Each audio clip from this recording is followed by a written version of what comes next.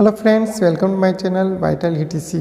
तो फ्रेंड्स, अपने लेसन 9 का नेक्स्ट पार्ट है, सेकंड पार्ट है गोलीय दर्पण। ठीक है, तो इसके बारे में हम बात कर लेते हैं फ्रेंड्स। तो बहुत सिंपल से पॉइंट है फ्रेंड्स और बहुत अच्छा लेसन है।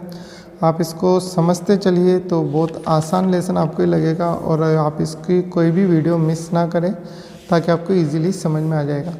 तो सबसे पहले हम बात करते हैं जैसे कि गोलीय दर्पण कहते किसे हैं। तो एक सिंपल सा उदाहरण देता हूँ फ्रेंड्स मैं आपको। जिस प्रकार जैसे चम्मच, अपने जो एक चम्मच होती है फ्रेंड्स, तो चम्मच क्या होती है कि इस तरीके से जैसे एक तरफ से दसी हुई होती है और एक तरफ से क्या होती है, उभरी हुई रहती है। ठीक है, तो वो एक प्रकार से क्या है, गोलीय दर्पण। मतलब जिसका परावर्तक पृष्ठ गोलीय हो उसे हम क्या कहेंगे, गोलीय दर्पण कहेंगे।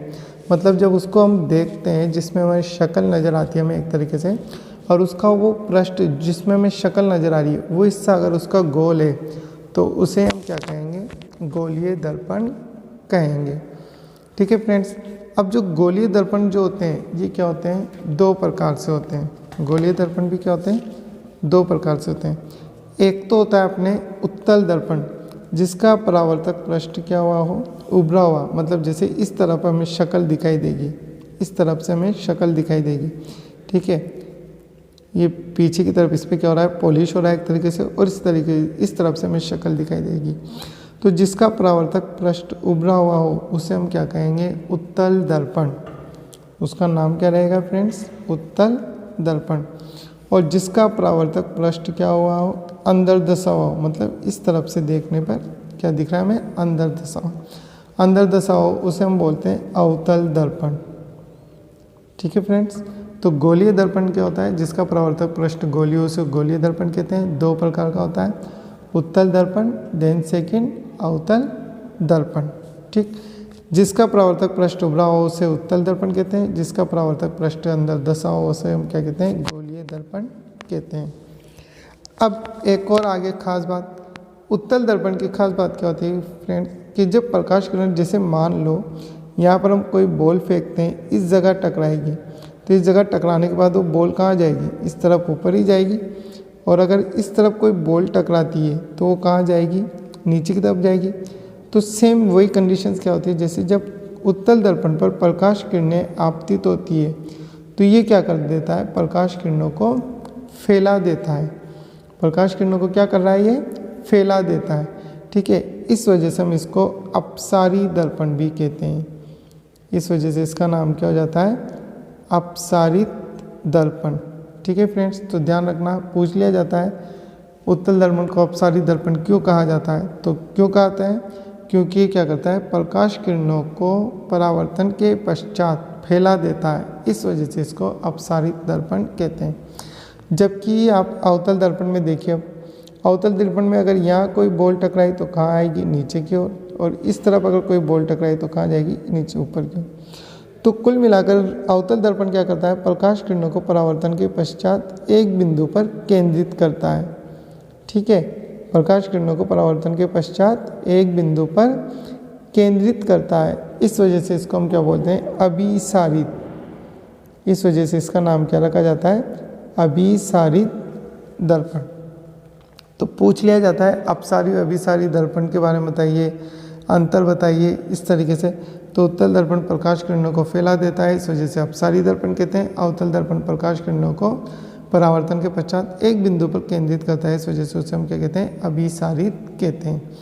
अब बात आती है फ्रेंड्स इनके उपयोग की, कि उत्तल दर्पण के उपयोग बताइए, अवतल दर्पण के उपयोग बताइए।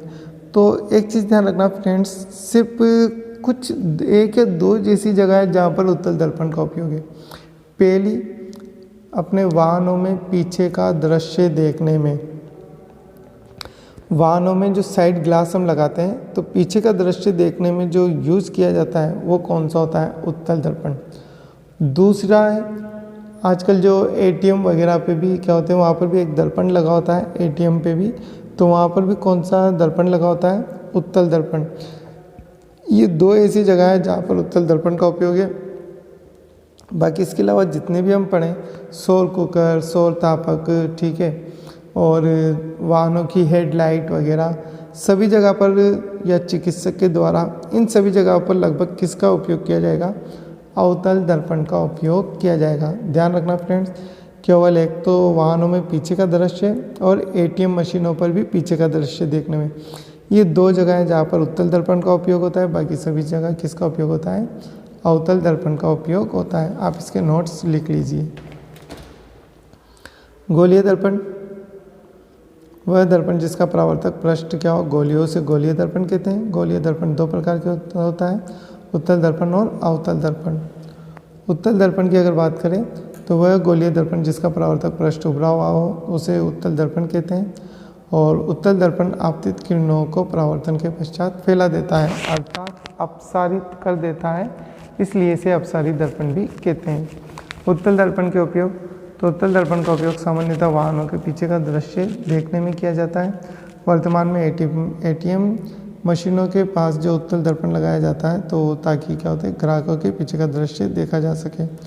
उत्तल दर्पण से वस्तु का सीधा प्रतिबिंब बनता है।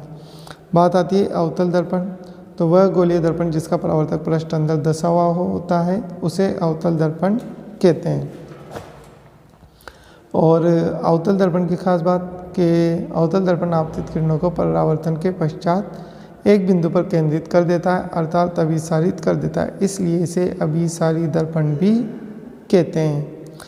अवतल दर्पण के उपयोग की बात करें तो अवतल दर्पण का उपयोग सामान्यतः सर्च लाइट, टॉर्च तथा वाहनों की हेडलाइट में किया जाता है।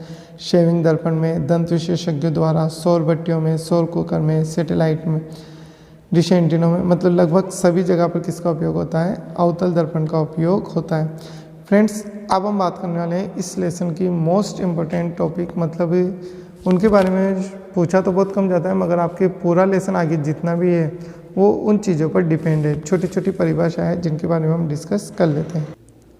तो फ्रेंड्स, सबसे पहले हम बात करते हैं वक्रता केंद्र। सबसे पहला पॉइंट है अपना जैसे वक्रता केंद्र। पूछ लिया जाता है वक्रता केंद्र क्या होता है, किसे कहते हैं, अपने काम में आएगा आगे ये। तो वक्रता केंद्र आपको सिंपल सा ध्यान रखना है फ्रेंड्स कि गोलीय दर्पण जो होता है, जैसे गोलीय दर्पण है तो हम एक कल्पना करते हैं, जैसे यहाँ तक ये दर्पण, ठीक है, मगर हम एक कल्पना करते हैं तो ये इस प्रकार का एक गोला होगा, ठीक, मतलब इस साइज में। तो गोलीय दर्पण क्या होता है? एक खोखले गोले का हिस्सा माना जाता है। मान लिया कि एक खोखले गोले का ये हिस्सा है, तो इस खोखले गोले का जो केंद्र होगा उसे हम क्या कहेंगे? वक्रता केंद्र कहेंगे। बहुत सिंपल सी परिभाषा है फ्रेंड्स, आपको रटना नहीं है, सब समझना है कि गोलीय दर्पण, ये गोलीय दर्पण एक खोखले गोले का हिस्सा माना जाता है, तो इस खोखले गोले का जो केंद्र होगा वही क्या कहलाएगा? वक्रता केंद्र। सेकंड बात आती है वक्रता त्रिज्या। सेकंड पॉइंट क्या अपना? वक्रता त्रिज्या। तो सिंपल सा, वही गोलीय दर्पण खोखले गोले का हिस्सा माना जाता है, तो इसकी जो त्रिज्या होगी, त्रिज्या क्या होती है? केंद्र से परिधि तक की दूरी, तो इसकी जो त्रिज्या होगी वही क्या कहलाएगी? आपके वक्रता त्रिज्या कहलाती है। ठीक, नेक्स्ट पॉइंट है अपने पास दर्पण का ध्रुव। नंबर 3 पॉइंट क्या है? दर्पण का ध्रुव। तो फ्रेंड, दर्पण का ध्रुव क्या होता है? जैसे यहाँ तक ये एक गोलीय दर्पण है साहब, ठीक है, तो यहाँ से लेकर यहाँ तक ये इसका क्या है? परावर्तक पृष्ठ, मतलब यहाँ से जब प्रकाश किरणें आती है तो परावर्तित होती है, तो इस परावर्तक पृष्ठ के मध्य बिंदु को, मतलब दोनों तरफ से बीच में हो, ठीक है, तो परावर्तक पृष्ठ के मध्य बिंदु को हम क्या कहेंगे? दर्पण का ध्रुव कहेंगे, ठीक है। परावर्तक पृष्ठ के मध्य बिंदु को दर्पण का ध्रुव कहते हैं। नेक्स्ट पॉइंट, मुख्य अक्ष। मुख्य अक्ष क्या होती है? दर्पण के ध्रुव को P से रिप्रेजेंट करते हैं, गोलीय वक्रता केंद्र को C से रिप्रेजेंट करते हैं, ठीक है। इन चीज़ों का अगर ध्यान रखना चाहे तो आप त्रिज्या को R से रिप्रेजेंट करते हैं दर्पण का ध्रुव। अब इसके बाद हम बात करते हैं मुख्य अक्ष। तो मुख्य अक्ष का सिंपल सा पॉइंट है फ्रेंड्स, ये तो है दर्पण का ध्रुव और ये खोखले गोले का हिस्सा है, तो यहाँ तक लगभग इसका यहाँ क्या हो गया? वक्रता केंद्र, है ना। तो मुख्य अक्ष हम किसे कहेंगे कि दर्पण के ध्रुव और वक्रता केंद्र से होती हुई एक काल्पनिक रेखा, सिर्फ हम एक कल्पना करते हैं वे दर्पण के ध्रुव और मुख्य अक्ष से, दर्पण के ध्रुव और वक्रता केंद्र से होती हुई एक काल्पनिक रेखा गुजरती है, उसे हम क्या कहेंगे? मुख्य अक्ष कहते हैं। ठीक फ्रेंड्स, नेक्स्ट हम बात करते हैं इसके बाद फोकस बिंदु किसे कहेंगे भाई? फोकस बिंदु बताइए। तो फोकस बिंदु क्या होगा कि जब कोई प्रकाश किरण दर्पण पर आपतित होगी, ठीक है, जब कोई प्रकाश किरण दर्पण पर आपतित होती है तो परावर्तन के पश्चात वो मुख्य अक्ष के जिस बिंदु से गुजरती है, जैसे यहाँ से गुजरी मान लो, मुख्य अक्ष के जिस बिंदु से गुजरेगी उसे हम क्या कहेंगे, फोकस बिंदु कहेंगे। Clear point. फोकस बिंदु किसे कहेंगे कि प्रकाश किरण परावर्तन के पश्चात मुख्य अक्ष के जिस बिंदु से गुजरती है उसे फोकस बिंदु कहा जाता है। नेक्स्ट पॉइंट, फोकस दूरी क्या होती है भाई, सिंपल सा, दर्पण के ध्रुव और फोकस के बीच की दूरी को फोकस दूरी कहते हैं। और ये जो फोकस दूरी होती है ये क्या होती है, वक्रता त्रिज्या की आधी होती है। तो ध्यान रखना हम यहाँ पर f बराबर r/2, ठीक है। तो यहाँ पर हम ये भी लिख सकते हैं r बराबर 2f, ठीक है। तो यहाँ पर जो वक्रता केंद्र है ना, इसको f, तो इसका डबल क्या हो गया 2f। तो इस c की जगह हम वक्रता केंद्र की जगह हम इसको 2f भी बोल सकते हैं। इस चीज़ का ध्यान रखना, क्योंकि वक्रता त्रिज्या किसके बराबर होती है, 2f के बराबर होती है। क्योंकि फोकस दूरी जो होती है वक्रता केंद्र की वक्रता त्रिज्या की आधी होती है। इस चीज़ को आप अच्छे से समझ लेना। तो ये कुछ छोटी छोटी परिभाषाएं फ्रेंड्स, इनको आप अच्छे से पढ़ लेना, नोट्स लिख लीजिए आप इनके, ताकि ये आपके आगे जब हम किरण चित्र बनाएंगे तो वहाँ आपके ये काम में आएंगे। जैसे वक्रता केंद्र, गोलीय दर्पण को एक खोखले गोले का हिस्सा माना जाता है, इसलिए खोखले गोले का केंद्र ही वक्रता केंद्र कहलाता है। इसे C से प्रदर्शित करते हैं। वक्रता त्रिज्या, गोलीय दर्पण को एक खोखले गोले का हिस्सा माना जाता है, इसलिए खोखले गोले की त्रिज्या को ही वक्रता त्रिज्या कहते हैं। इसे R से प्रदर्शित करते हैं। दर्पण का ध्रुव, गोलीय दर्पण के परावर्तक तल के मध्य बिंदु को दर्पण का ध्रुव कहते हैं। इसे P से प्रदर्शित करते हैं। मुख्य अक्ष, दर्पण के ध्रुव वक्रता केंद्र से गुजरने वाली काल्पनिक रेखा को मुख्य अक्ष कहते हैं। फोकस बिंदु, फोकस बिंदु क्या होता है, दर्पण के मुख्य अक्ष पर स्थित वह बिंदु जिस पर प्रकाश किरण परावर्तन के पश्चात मिलती है या मिलती ही प्रतीत होती है उसे फोकस बिंदु कहते हैं। इसे F से प्रदर्शित करते हैं। और एक और पॉइंट, फोकस दूरी, दर्पण के ध्रुव व फोकस बिंदु के बीच की दूरी को फोकस दूरी कहते हैं। फोकस दूरी त्रिज्या की आधी होती है। और नेक्स्ट पॉइंट है फ्रेंड्स, गोलीय दर्पण से परावर्तन के नियम, जो कि आपको नेक्स्ट वीडियो में अपलोड कर दिए जाएंगे। फ्रेंड्स उम्मीद करता हूँ मैं आपको डेली वीडियो अपलोड कर सकूँ, और जो अभी 2021 के अकॉर्डिंग जो सिलेबस है उसके अकॉर्डिंग मैं आपको ये वीडियो अपलोड कर रहा हूँ, तो आप उसके अकॉर्डिंग अपनी तैयारी करते चलें। और इसमें आपके शॉर्ट क्वेश्चंस पे ज़्यादा ध्यान दिया जाएगा फ्रेंड्स, तो आप अच्छे से तैयारी करते चलें। तो वीडियो अच्छी लगी तो प्लीज़ लाइक और शेयर ज़रूर करें और हमारे साथ बने रहें। Thank you for watching.